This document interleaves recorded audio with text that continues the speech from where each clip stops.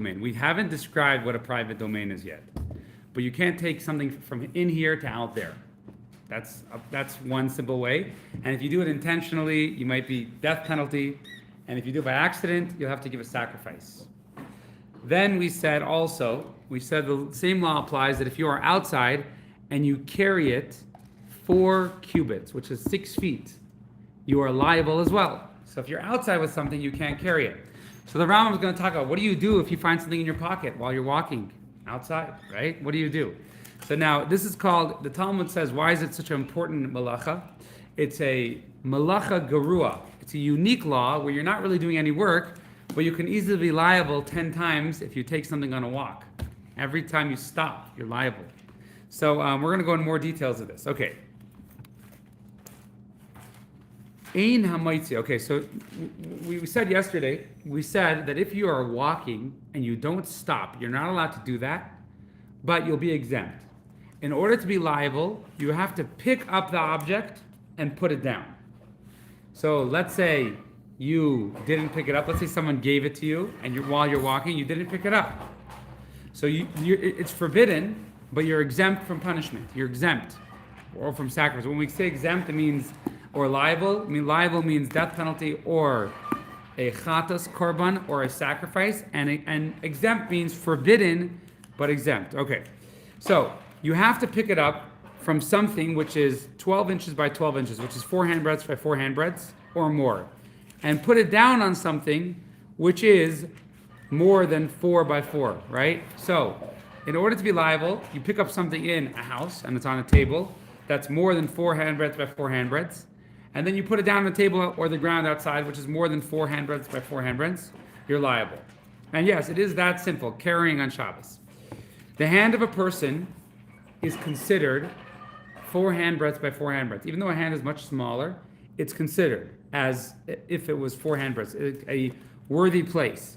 And therefore, if someone's holding something, I'm holding keys, and David picks it up from my hand, and he goes and he puts it outside, then he's liable. So if you pick it up from someone's hand who's standing here, and you put it on someone's hand who's standing outside, then you're liable. Similarly, if you're standing one of these things, and you put your hand into the other one, let's say, just do this simply. So I'm holding keys, right? And Abe's outside. David comes, takes the keys from my hands, gives it to Abe. Dave is liable, right? If I'm inside and David is outside, and I have my keys like this inside, and he sticks his hand and takes the keys off my hand and brings them outside and puts them down, he's liable. And even though he didn't put it in the place that he didn't put it necessarily down in a hand, once he brings it to the place, while it's in his hand, he's liable. It's considered, when it's in your hand, it's considered put on the ground. If you have food, and let's say you're chewing gum, and you want to go outside from here to your car, or you have food, you're liable, even though it's in your mouth, even though your mouth isn't 4 handbreadths by 4 handbreadths. If you have food in your mouth, you're liable, because that you consider your mouth a good place for food. It's a proper place for food. Similarly, someone who is standing in one of the 2 domains and he spits into another domain or goes to the bathroom in another domain, he's liable, because you took something from one domain and you put it in the other one. If you're standing, however, if you're, let's say, standing in a one domain, standing outdoors, and your organ that's going to go to the bathroom is indoors, you're exempt, right? Because you are not removing something from one domain to another domain. Okay. If you're standing in one of these 2 domains, and you put your hand in another domain, and you took from there water from something, and you take it out, you're liable. Because water is always considered as if it's put on the ground, right? Even though you could say, no, the water is on top of the water, right? But water is considered put on the ground. However, let's say you have a water bottle floating on top of water, or you have fruit on top of a plate, and you take from the fruit and you take it out, you're exempt. Because you didn't put the fruit on the ground, and comes out, you didn't take it out from a 4x4 place, right? So if it's a fruit in a vessel, so now again, these are all things on Shabbos you want to be careful not to carry at all, because you see here, like, this is all after the fact. You go to your rabbi and you say, hey, I accidentally took the fruit out. And he says, what'd you take it out from? These are all after the fact. Okay. Yeah. If you're, just to back up a little bit. Is that Yeah. okay? Yeah. 1 second. Let's just finish off this law. If you, let's say the fruit is floating on the water, you have, they have bobbing for apples. So the apples are floating and you take it out from indoors, you take it out, you are exempt. It's forbidden, but you're exempt. And if there's oil on top of water and you take from, let's say you take the oil floating, then you're also exempt. Yeah. So if you're chewing food in your domain and you go out, that's a transgression? Yes, yes. You'll have to bring a sacrifice. Don't worry, Paul, I'll be ready to lash you as soon as you. Well, so these are tricky things where you, these are tricky. So it's actually children at a very young age, they're taught very vigilantly, even things, not to carry. Now at a very, very young age, they're allowed to, if they want, when they're very, very young, and then they get to a little older age, you don't have to tell them, we said yesterday. Well, you don't have to tell them, you can just not say anything, but then they get older and you have to tell them. So these are tricky. All right. Now, we already said that the rules are, if you're carrying something outside from private to public, the rules are you're only liable if you pick it up from somewhere and put it down. However, if you pick it up and you don't put it down, or you put it down and you didn't pick it up, you're exempt from punishment. Therefore, someone who's standing indoors, let's say, and he put his hand outside, and someone else took from that guy, so Paul's standing inside, he sticks his hand outside, and I take from Paul's hand, we are both exempt from punishment because Paul didn't put it down and I didn't pick it up indoors. I picked it up outdoors, which isn't a problem. Or let's say you stick your hand out and you put it, let's say I stick my hand in and you put it in my hand and then I take my hand out, right? So then we're both exempt because one guy did the pickup and one guy did the put down. Got it, Abe? You following? So general rule of thumb is you don't want to carry anything in your pockets on Shabbos and take anything inside and outside. I was once somewhere and it was right before Shabbos and I was trying to get there and I had my car keys. I wasn't able to carry them. I hid them behind the tire, and put my faith, trust in God. God will find a way to make sure I don't lose them.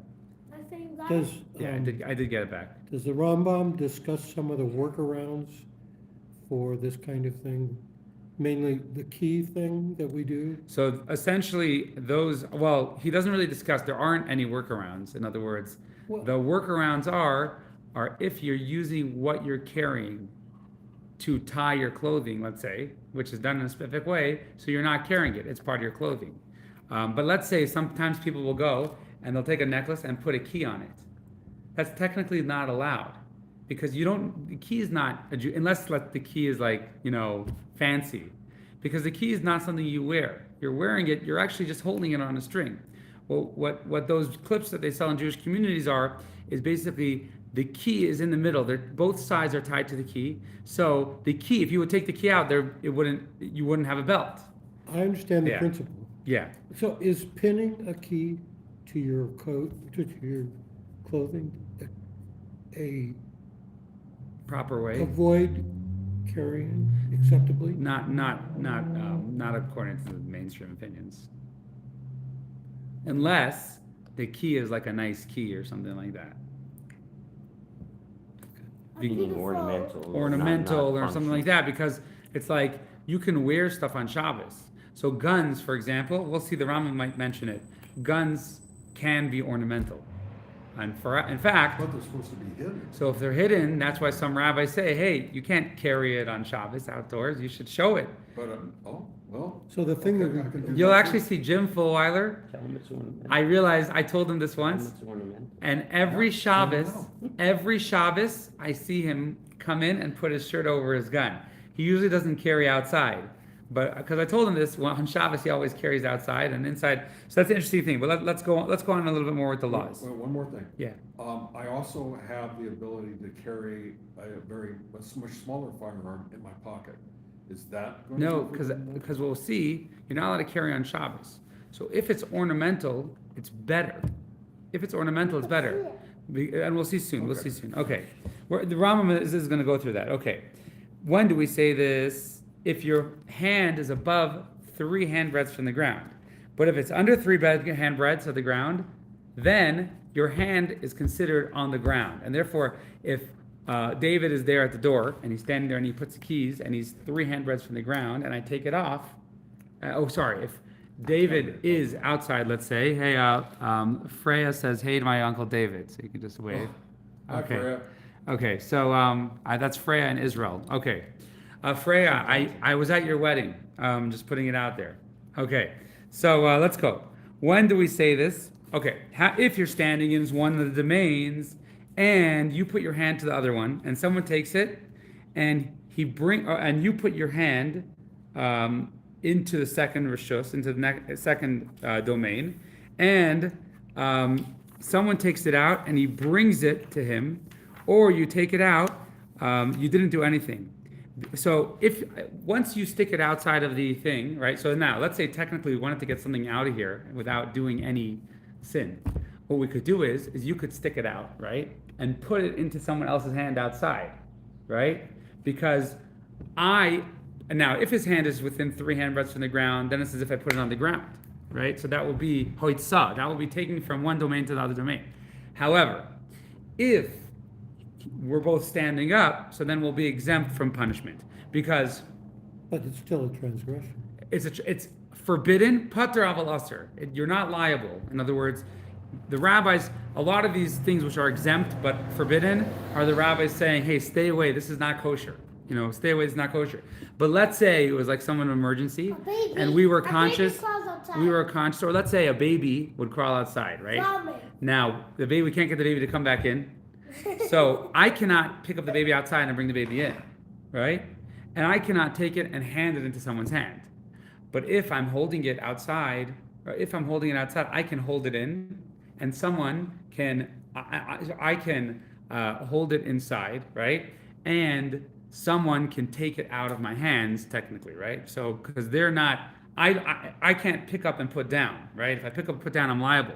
But if someone takes it out of my hand, then they're exempt. Well, aren't you still liable, but you're just exempt from punishment? No, well, you're usher. Okay, so this is just general rule of thumb. When it says exempt, it's forbidden, but it's exempt. Now, which means you're not going against any biblical commandments. Now, when it's forbidden, you're going against the rabbis, which is, some say the Torah says it's even worse than going against the Bible. So that is, okay. If you're standing in one of these domains and someone puts something on your hand or on top of you, and you go, so now let's say I'm standing inside and Paul gives me a book and then I walk outside with it. I'm liable. Because when you move your body, that's lifting up something. This is a new rule. When I pick something up and put it down, I'm liable. When I walk with something, when I begin to walk and when I stop to walk, that makes me liable. When you stand and then you go, that's lifting it up, and then when you stop, that's putting it down. Therefore, this is a very interesting thing. Let's say you walk outside with something of accident, and it's on your shoulders, or it's in your hand, and you didn't stand yet, but you go back inside. Even if you do it the whole day, you're exempt, right? So now, here's the tricky thing. If you find something, you walk outside, right, and you find something in your hand, you need to return it, don't stop. Because once you stop, you put it down, you're liable.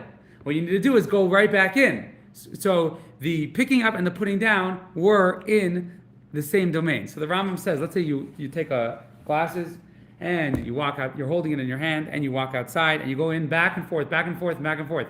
If you stop in the same domain that you started, stop walking in the same domain, then you're exempt. Okay.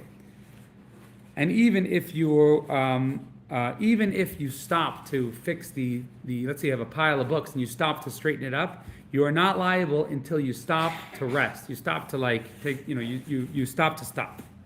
And similarly, if you have something on your shoulders and you're running the whole day, you're not liable until you stop. And this is if you're running with it. But if you're going little by little, then it's forbidden. It's like putting it down. So let's say you're taking a few steps and stopping, then each time you're actually liable, right? Each time you're putting it's considered as if you're putting it down.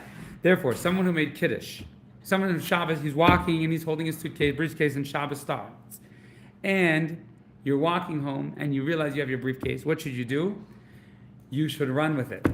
Run with it. Don't stop, because once you stop, you're liable. Run with it, and when you get to the place, you should try and throw it off in a backwards way. In other words, so it's not considered as if you're putting it down. Okay.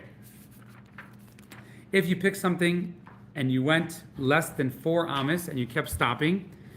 So you outside, we said yesterday that from a private domain into a public domain, you can't bring something on Shabbos. Let's say you go and you pick up. Now we said in a public domain. Let's say you're outside, right? Let's say you're outside. You can't go more than 6 feet. When you go 6 feet, it's as if you left your private domain outside. So let's say you're in the middle of the street. You have something. You walk 6 feet, and then you stop. You're liable, right? So, but let's say you go and you stop before 6 feet. You can technically do that the whole day. You can carry on Shabbos. If you go less than 6 feet, stop. 3 feet, stop. 3 feet, stop. I'm just giving 3 feet in this example. When do we say this? If you're stopping to rest. But if you're stopping just to fix up what you're holding, then you're liable because that's not considered putting it down. And therefore, whenever you stop and whenever you go, that will be continuing.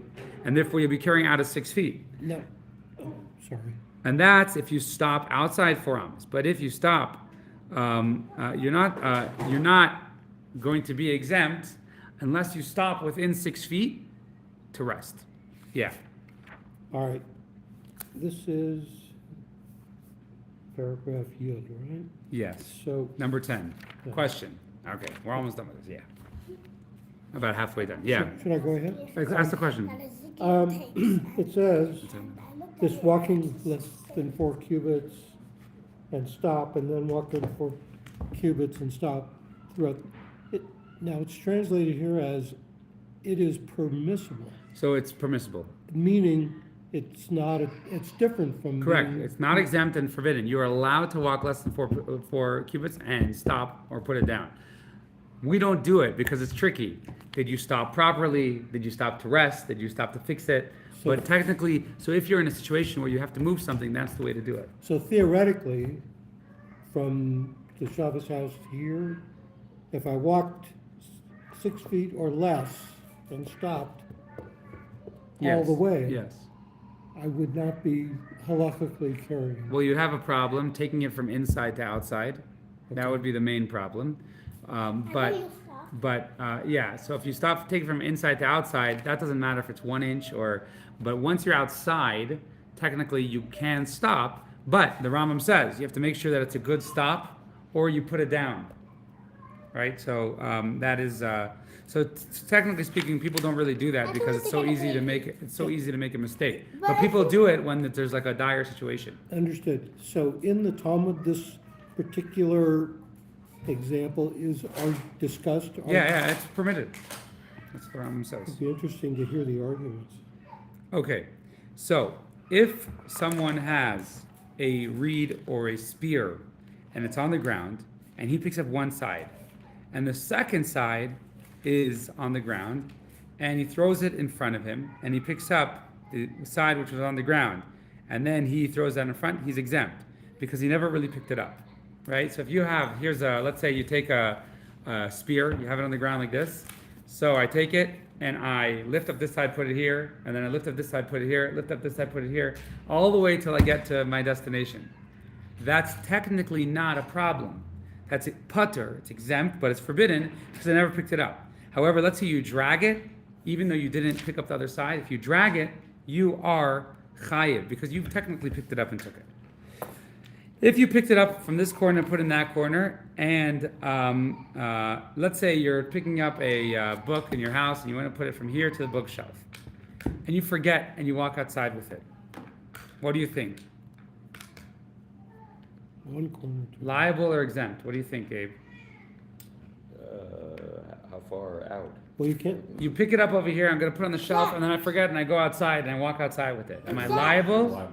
So we say you're exempt. Why? Because you didn't pick it up to take it out.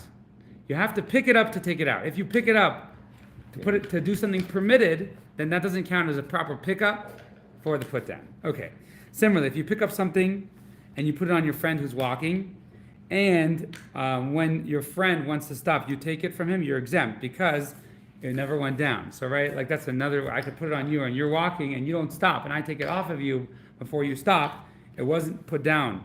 Okay, if you throw something, let's say I throw something indoor to outdoor, or I throw something from within 4 cubits, which is 6 feet to outside, and before it goes there, it's caught, or a dog catches it, or it burns in a fire, I'm exempt, because it was not put down the way I expected to put it down, right? So let's say you're throwing something out of 6 feet and a dog catches it that you weren't expecting, then you're exempt. Therefore, but let's say you throw it to a dog, you play catch with a dog, you have your dog, then you'll be liable. If you throw it from one domain to another domain and there's a string and you pull it back, then you're exempt because it didn't really go down, because it's like it didn't go down, it was still in your hands. It's those games where you have a ball tied to a string. Okay, if you throw something and it lands in your friend's mouth, if he is there and he's going like this to catch it, then you're liable. However, if your friend went there after you threw it, you're exempt. If you throw it, so now this is very interesting. If you play sports outside, play football, you'll be liable in certain circumstances. Okay. If you throw something and the person throws and runs after it and he catches it in another domain or outside of 4 amos, he is putter. Because it's as if it's not really put down, it was caught in place of putting it down. If you throw it from one domain to another domain, so one private domain to another private domain. So let's say I own the building across the street and I throw a football from here, which is private, and I'm not allowed to throw it outside, but I throw it really hard and it lands in my other house. Even though it went in between the public domain, I'm exempt. And that's as long as I threw it over 3 handbreadths. But let's say I threw it within 3 handbreadths of the ground, then it's considered as if it landed. However, if it goes less than 3 handbreadths and it lands on let's say I threw it. It went less than 3 handbreadths next to the ground, and it landed on something, even though it bounced and went into the other thing, then I'll be chayiv. Similarly, if you throw from a public domain to a public domain and there is a private domain in the middle, if you would put it down in the private domain, you'd be liable. You are exempt. And if it went less than 3 on the ground and it landed on something, even though it rolled out to the next thing, then it's as if it landed and you are chayiv. So if you bounce it, then you're going to be liable. Okay. If you carry something from one public domain to another public domain, you're liable, because 4 amos in 2 rishuyos are mitzdaref. And it's as if, okay, so you carry something 6 cubits from one public domain to another public domain, you're liable, because 4 cubits in multiple public domains, they add up to each other. If, let's say, I put something out to Rishus HaYachid, so now let's say we have 2 houses with balconies and there's a street in the middle, like in Europe, and I go and I hand something to David and we are in our balconies, then we are liable. And even if it's higher, because that was actually literally what the Levites did. The Levites had things on wagons and they passed them on high wagons to each other. And therefore, even though you're higher than you could say, I'm in the air, I'm not in the public domain, you are still liable. When do we say this? If both of them are on the length of the public domain, just like the line of carriages that were in the desert. However, if they're on both sides, then you are going to be putter. So here you have a big street here in France or whatever it is. If the 2 balconies are on one side of the street, then you're liable. If they're across the street, then it's okay. If you forgot and you put your hand and it's full of fruits, and you took it out to put it from one courtyard to another courtyard, and you remember before you bring it in, and your hand is in the air of the public domain, you're allowed to bring it back, but you cannot bring it to the second one. In order that you shouldn't make your thoughts, in order that you shouldn't consciously do what was done by accident. But if you do it on purpose, you cannot bring it back. The rabbi says your hands have to be stuck in the air until it becomes nighttime, until Shabbos is over. If you're sticking something over by accident, let's say, so we're on the same side, I'm handing something to David, and I do it on purpose, even though I know it's Shabbos, so then I have to keep my hands there till Shabbos is over. If you are trying to throw something 8 amos, I'm trying to throw something 12 feet. Right now, again, the limit in a public domain is 4 cubits, which is 6 feet. So I'm trying to throw something 12 feet, and it lands at the end of 4, I'm liable, because I did the job. I left 4 feet, and my mind wanted to do even more, right? So I was planning on sinning, and therefore, even though I did less than my intention, I am I'm liable. However, let's say I want to throw four, and I accidentally throw too hard, then I'm exempt because I didn't think I was going to reach there. And therefore, if you're thinking that it will land on if you think while you're throwing it that it should land in anywhere that you want, and you throw it more than 4, you're liable. If you throw it within 6 feet and it rolls outside of 6 feet, then you're exempt. If you throw it outside 4 feet and it bounces back and it rolls within 4 feet, if it lands on something outside the 4 amos and afterwards comes in, then you are liable. But if it doesn't land, then you are exempt. So I'll give you an example. Let's say you're playing handball on Shabbos, which you're not allowed to play in a public domain, even a park or anything like that. Let's say you're playing handball. So if you throw it against the wall and it bounces back, and the wall is outside 4 amos, and it bounces back within 4 amos, you will be exempt. It's forbidden, but you'll be exempt. Questions? Yeah. Yes. Let's say you're in an apartment building. You're allowed to carry out within your own private domain. In your own house, yeah. And your sister-in-law lives in the apartment next door. The corridor between the 2 apartments is considered public. Yeah, so that's where we get to the laws of Eruv. That's where we get to the laws of Eruv.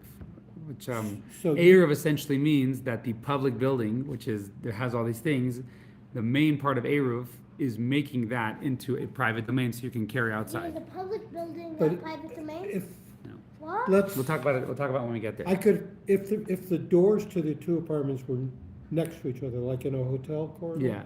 Could I reach around and hand it to another?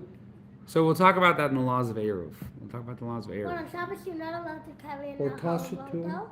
We'll talk about it in Eruv. You have to either make it Eruv, or there are certain things which determine if it is.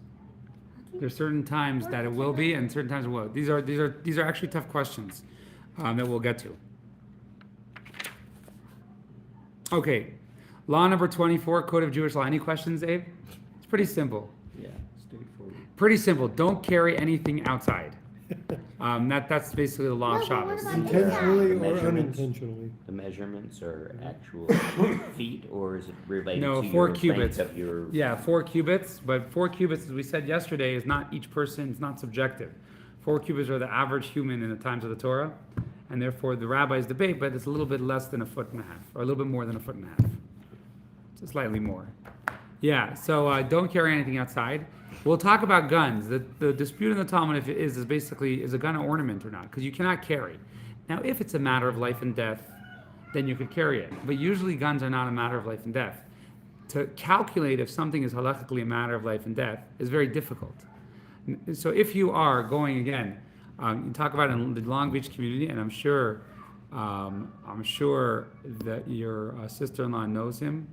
But I remember when I was a kid, I heard there was a doctor there who was getting home for Shabbos, and Shabbos came, and he was driving through Compton. So he pulled over his car, left it there. And he's walking to the Long Beach Jewish community, and he sees some police officers. He says, "Can you guys escort me? I'm scared to walk through here at night." And they said, "No." He said, "We're also scared." So he walked, and he walked and he made it. Now, there are certain neighborhoods in Chicago or whatever it is that possibly a gun is not an ornament. You're allowed to carry a gun, and it's pekuach nefesh. But in generally nowadays, if you're wearing a gun, you want it to be an ornament on Shabbos. You want it to be that people will see it and they'll be afraid, like they won't want to mess with you. And then you're fulfilling it. It's part of your clothing. So would you prefer I carry outside or? Nothing to do with me. This is with you. Well, but if you decided to carry a weapon. So if I decided to carry a weapon, I would carry it exposed outside, and then in the shul is tricky because. So now, what the rabbis discuss is they say, well, you're not supposed to have a weapon exposed in shul, so you're supposed to cover it. So now, if you cover it, that shows it's not really an ornament, right? Because then why do you have it anymore? So it's a little tricky.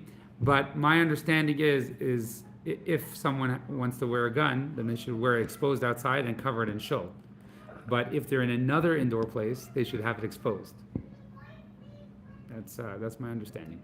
It's kind of tough because that takes 2 different holsters to do that. You need a special Shabbos holster. Yeah. Right. Okay, let's go. Are we still streaming, by the way? Yes. So on Shabbos, you bring your pearl-handled revolvers. Yeah. Well, there is reason for that. There is actually logical reason. When you go to gun stores and you look at the 22s for women, you see they have jewels on them and gold ones and pink ones and Yeah, everything pink like that. ones, So there is logic to that on Shabbos technically. There could potentially be a logic to that. Okay, let's go. Number 24 of the laws of tefillin. We're going to finish the laws of tefillin and start the laws of mezuzah. So we just finished off saying that if your body's not clean, you have diarrhea or different things that you won't be able to control yourself for passing gas, then you're not allowed to put tefillin on. You're exempt from putting tefillin on until that passes. And if you need to do it and it's becoming night, you should put them on minimal amounts of time. And similarly, we said you can't concentrate, you're exempt for tefillin. Tefillin need concentration. Now, katan hayedeh, a child who knows lishmar tefillin, knows how to properly observe the commandment tefillin. Shalayach fiach b'am, he won't pass gas while wearing them. V'lo shalayishim b'am, he won't go to sleep. Adam chayv liknas tefillin, his father has to buy tefillin, sheyanichem, so he may put them on. V'achshav nispash minhag, but now it's the wise custom. Shamaschil hakatin laniach tefillin, shnayim or shleish chadashim kaidim shenayis ben shalosh esr shana. A child is supposed to put tefillin on 2 to 3 months before his bar mitzvah. You could buy me tefillin, you mean? You can buy, so in the olden days, children apparently put them on in the times of the Talmud. But nowadays, what we do is we put tefillin on, Chabad tradition is 2 months, Sephardim do 2 weeks, regular Ashkenazim do 1 month, and apparently some Ashkenazim do 3 months. So if you look at note 24, it says we assume that before this time he is not mature enough. That's what we assume nowadays. Nowadays there are varying customs observed. Okay.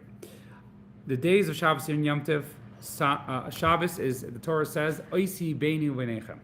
Shabbos is a sign of relationship between God and the Jewish people. So now let's just think for a second. It's interesting, we're learning the laws of carrying. We just learned on Friday about shofar. Shofar, if you carry the shofar on Shabbos, you're going against the idea of shofar. You're going against the idea of Shabbos. So when you keep Shabbos, Shabbos is one of the biggest signs of the relationship between Hashem, God, and the Jewish people. There is therefore no mitzvah to wear tefillin because the Torah says, "Ukashartam la'ois." You should tie it on your arm as a sign. One who wears tefillin these days, besides denigrating the importance of the holiday, also violates the prohibition of Baal Tosef. Now, if you wear tefillin on Shabbos, you're making an announcement that Shabbos isn't a good enough sign. You're taking away from Shabbos. And there's a sin in the Torah called Baal Tosef, Baal Tigru. You cannot do more than a mitzvah or less than a mitzvah.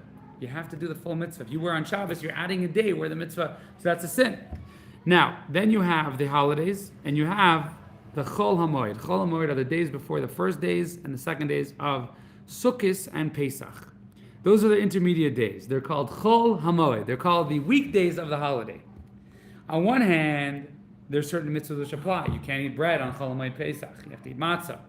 You added things in the prayers. On Sukkot, you have to eat in the Sukkah on Chol HaMoed Pesach. On the other hand, you're allowed to do work, certain types of work.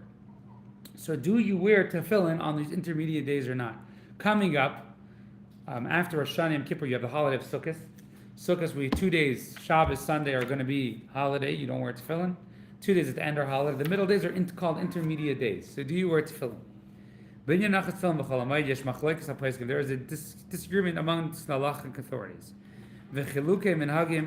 And there are different customs. There are some who say that we follow the authorities that they're not worn. And some say they are worn.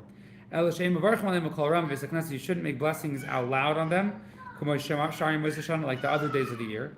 And some people put them on without any blessing. You don't put a blessing because we're not sure if we're commanded to put them on the weekdays of the intermediate days of the holiday, right? So there are technically 3 opinions. One opinion says you don't put them on the intermediate days. One opinion says you do put them on regular. You don't make the blessing out loud. And the third opinion says you put them on without a blessing. And the person should have intention. If it's not the time of tefillin, it should be like wearing straps. They're nothing. I'm not putting them on because of anything holy. Even though he doesn't make a blessing, even though he's not making a blessing, he cannot say, "Oh, I'm not making a blessing." We said earlier that the blessing on your hand tefillin has to go on the head tefillin, so you shouldn't talk in between. And if you talk, you have to make another blessing on your head tefillin. Here, you're not making a blessing, so maybe you can interrupt in between. So we say no. But for Kaddish and Kedusha, you can say it while in between. And you have to be careful. You have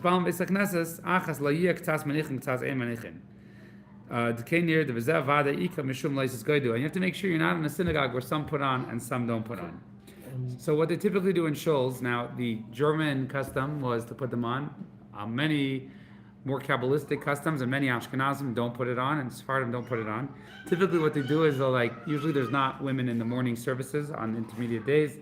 They'll set off a side of the room, and they'll put up mechitzas, walls, and have the tefillin guy standing there. So that's typically what they'll do. Do we say tachnun during Chol Hamoed? No. Chol Hamoed is semi-holiday. Okay. Tefillin shehuchzak b'kashrus. Tefillin, which are regarded to be kosher, you check them or you bought them and they're a reliable place. Minadin kol zman shabbatim shalom. As long as there's no cracks or tears in the bottom, in the leather house part, so to speak. Gama parshios harehin v'chaskasim. We assume that the scrolls inside are kosher, and you don't need to check. You should still check. Sometimes moisture gets in and destroys them, so you still check them every once in a while. And if tefillin that are only put on occasionally, if you only put them on occasionally, you don't put them every day, you have to check them twice every 7 years. We're worried that maybe there's some kind of mold inside of it that might destroy the parshas inside. Similarly, if the box breaks and tears, you have to check everything. Also, if your tefillin fell in water, you have to check everything.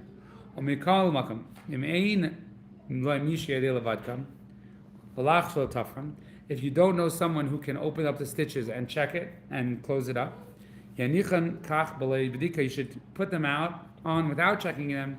But you shouldn't make a blessing. So your tefillin fall in water, they get damaged to an extent. Now, if they get damaged to a certain extent, you can't put them on anymore. But let's say you're not sure if the parshas are kosher or not, you should put them on until you have the opportunity to get them checked and just not make a bracha on them.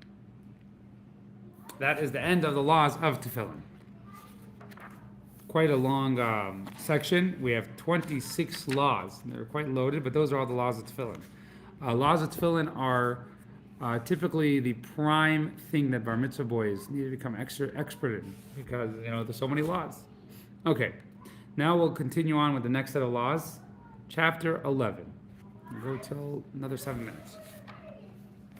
Now that we did, if you follow what we did in the Code of Jewish Law, we went through the laws of waking up, washing your hands, going to the bathroom, getting dressed. There were laws of all these things, going to synagogue, putting on your tzitzis and putting on your tefillin. This is basically the order. Putting on your tzitzis, putting on your tefillin. We didn't go to synagogue yet. We're still at home. We went through the laws of tefillin. Well, some say you should put your tefillin at home and walk to synagogue. In the olden days, that's what they would do. So now we're going to go to the laws of mezuzah because we're going to leave our houses, the laws of mezuzah. And then after laws of mezuzah, we have the preps for prayer and then the laws of prayers. And then, we'll get to the laws of shabbos, the laws of business, laws of shabbos. Okay. Mitzvahs, I say, it's a positive mitzvah like boy mezuzah b'chol Pesach. It's a positive mitzvah in the Torah to put a mezuzah in every doorway of your house. Even if there are many rooms. And even if every room has many entrances, and they're used, even if you only use one of them, you're obligated to put a mezuzah. Even if the amount of people in the house is decreased, and you only need one door. So your kids moved out, and now you don't need half the rooms in the house. You still need a mezuzah. They are all obligated.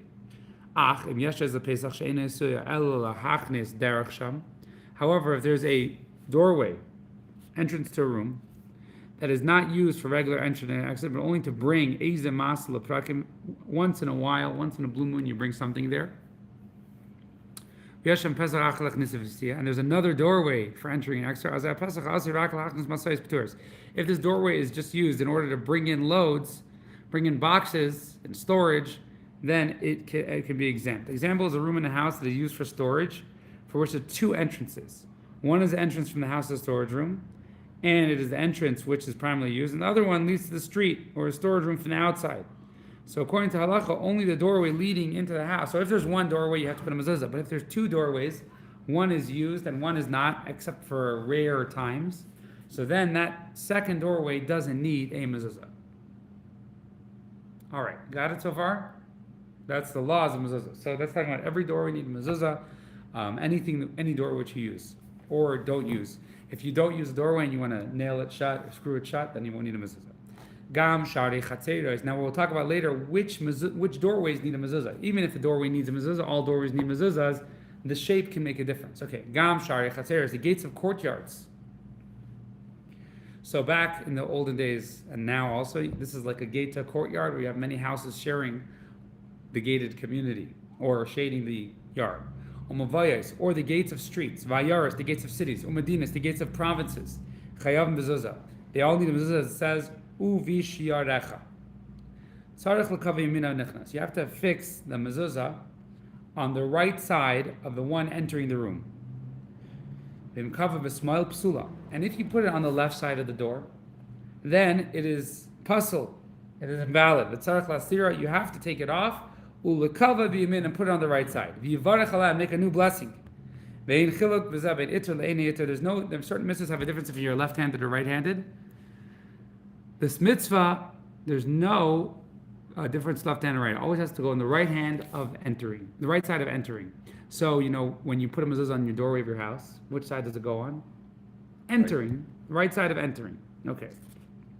The following cases present us with halachic difficulty. Shtei batim, two houses. Both houses have an opening, have a doorway to the street, or to the courtyard. And now these houses are built wall to wall, and there's a doorway between them, like you have in apartments, hotels. A lot of times you'll have in New York, right, or San Francisco, the houses are built wall to wall in the big cities. They share a wall. So now you have this doorway going from house to house. Which side do you put the mezuzah on? Do you get the question? So here you have a wall between two houses and the doorway in between. If the door is between the street and the house, so then the law is you go on the right side entering the house. But let's say the door is between two houses. Which direction do you put the mezuzah? There's one door. Which direction do you put the mezuzah? So, Azlina, and this is a new halachic idea. Basar heker tzir. We follow the indication of the hinge, parish. But now there are different opinions of exactly what this means, and they're all valid opinions. But when we say they're different opinions and they disagree, and they're all valid opinions, that means they're all great rabbis. And if you rely on any of them, you can rely on them. But sometimes you have an opinion which is invalid, and you just can't rely on it. Okay, Perush. On the side they put the hinges of the door. Wherever side they put the hinges on, that's where the door opens, right? So, here's the two houses, this side. If the hinges are on this side, then the door will open this way. If the hinges are on this side, the door will open this way, right? So which side do they put the hinges on? That's the side the door opens to. That is the direction you use for going on the mezuzah. And you put the mezuzah on the side of that doorway, going into that doorway. Now, that's if both houses are rooms. So this goes in houses as well. Which direction do the doorways go? That makes a difference of where you put the mezuzah. That is if they are both used equally. What is one is the main room? You have the living room, and one is a bedroom. In that case, we don't go through the hinges of the door. We don't go according to the hinges of the door. We put the mezuzah b'tzad yamin shenichnasen lahabayis asher ikr tashmish sham va'afilu dalas niftach l'seich hasheni. Okay, so this is an interesting law that there are varying opinions. Even the Chabad, we have a slightly different opinion. But here's what we're saying here. So now we have the door between my house and Abe's house. The hinges are on the right side, so that's where it opens in, right, to your house. So therefore, we're going to put the mezuzah from my house going into your house, right? Because since it opens in, that means that's the direction it's made to go. Now, the rule is, let's say this is in your own house. So you have a living room and a bedroom, and the door opens into the bedroom. You might think to say, right, that you should put or the door opens to the kitchen. You might think to say that I should put the mezuzah on the right side, right, going into the place the door opens, because the rule is whatever direction the door opens, that's the main direction. That's where the hinges are. So we say no, the living room is the main room of this house, and therefore we're actually going to put it from the bedroom going to the living room. This is the opinion of the Kitzur Shulchan Aruch. Okay. That's why when you're putting up mezuzahs on all the doors in your house, you should need someone who's familiar with the laws. There are a couple English books. I just saw a brand new one come out. I have an amazing English book which goes through everything so clearly that you could read it. But the problem with that English book is you might not read the whole thing. You might stop someone and say, "Oh, this is the law here." You might not realize there are more details which will change how you deal with your mezuzah. Okay, Mukaima. Where do you put the mezuzah? Mitchilas shlisha elyon. You divide the doorway into three, and you put it in the beginning of the top third. You got that? So you have the doorway here. There's actually a phone app that does it. The phone app that will tell you where to put the mezuzah. And on that phone app, there's a $40 option where a rabbi who's an expert in mezuzahs will go through you with your video, and he'll go through and certify where you need your mezuzahs. So it's actually... Is this Raskin's thing? I think he started it, but the rabbi is not him. The rabbi is just a random rabbi who offered to do it, who's the expert in mezuzahs. So here you have the three divided into three, right? So you put it at the bottom of the top third. The beginning of the top third, going from the bottom up. If you cover the mailam, if you do it, from the height of the doorway. If you put it on higher than the beginning of the third, it is still kosher. That is so as long as it's about 3 to 4 inches from the lintel. If it's at the top, then it will be invalid.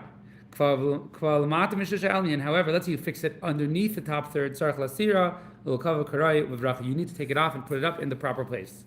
And if you put it in, the 3 inches to the lintel, so you put it at the top of your doorway.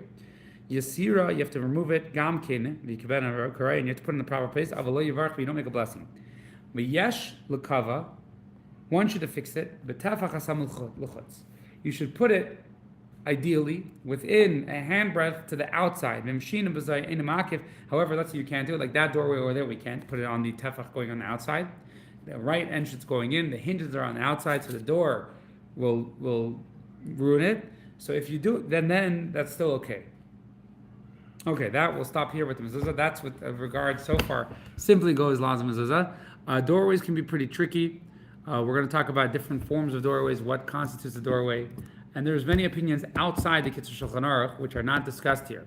He's talking about average houses, but some architectural masterpieces, it can be very tricky to put the mezuzahs up. And even rabbis will disagree on it. Yeah. Thoughts on garage doors? Garage doors need mezuzahs. Garage doors need mezuzahs. Right side? Right side going in. Yeah. If you have a really tall door, We're going to stop here, yeah. We'll talk about where you put the mezuzah. I mean, like, let's say your door is 20 feet tall.